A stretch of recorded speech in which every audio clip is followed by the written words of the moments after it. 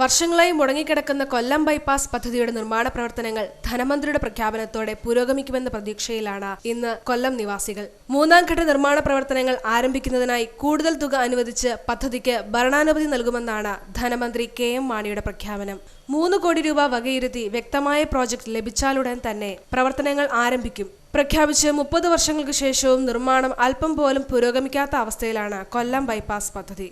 ഇത് നഗരത്തിൽ കടുത്ത ഗതാഗത കുരുക്കാണ് സൃഷ്ടിക്കുന്നത്.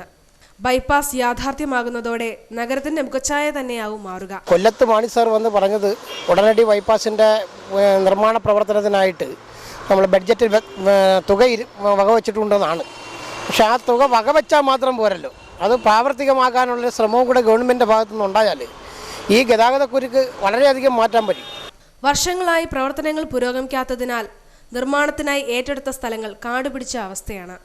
തീർത്തും സഞ്ചാരയോഗ്യമല്ലാത്ത സ്ഥിതിവിശേഷമാണ് ഇവിടെയുള്ളത്.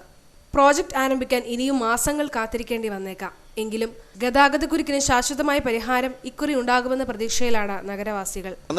ടൗണിലെ ഗതാഗതക്കുരുക്ക് നല്ല രീതിയിൽ തന്നെ മാറ്റം ഉണ്ടാവും.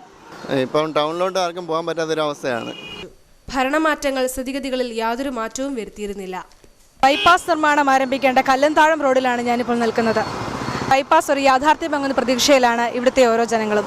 ക്യാമറമാൻ സജീവനൊപ്പം അഞ്ജു റോസ് ജോയി.